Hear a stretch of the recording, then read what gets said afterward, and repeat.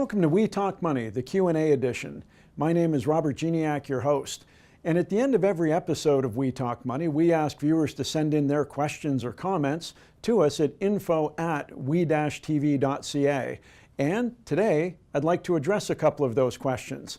First up is a question from Trish in Tilbury, who says, personal finance makes me nervous. I'm just not good at math.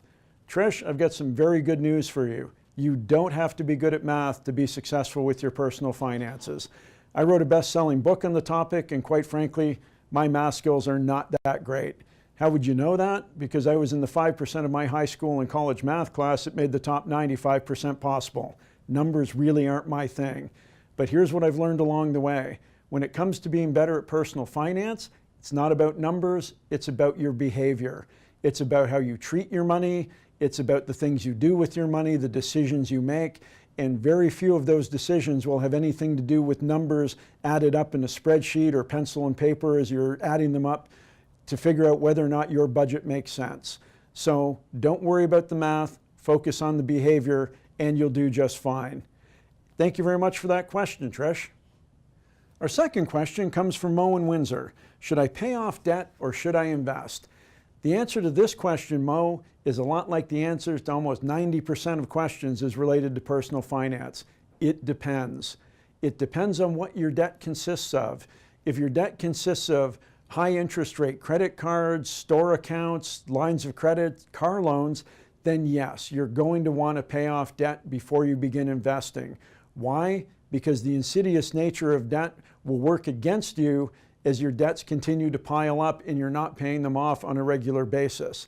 Now, once you've got all of your high interest rate consumer debt paid and maybe you're working on just your mortgage or just your car loan and that's the only debt you've got, then you can make a conscious decision to say, okay, should I start investing? But at the point where you haven't paid off your high interest rate debt yet, then by all means, do that first. The investing side can come later. Mo, thank you for that question. Our third question comes from Javid in Richmond Hill. Javid writes, is financial literacy the key to doing better with your money? The answer to that question, Javid, as with many things in personal finance, is it depends. Here's my problem with personal financial literacy issues. We as a nation in Canada are incredibly literate. It approaches 98%. But ask any of your good friends what's the last book they read, and they can't tell you. So we're literate, but we don't read. So when it comes to money and personal finance, do we teach them to be financially literate, or do we teach them better behavior so that they make better decisions and do better things with their money? For me, the aspect of action and behavior always trumps the financial literacy aspect. It's important to know what our options are. It's important to learn things about debt and money and credit.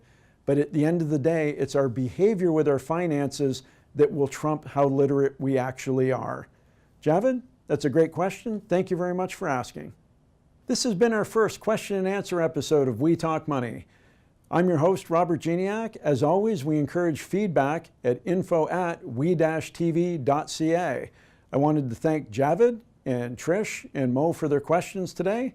And to the viewers out there, as always, thank you for watching.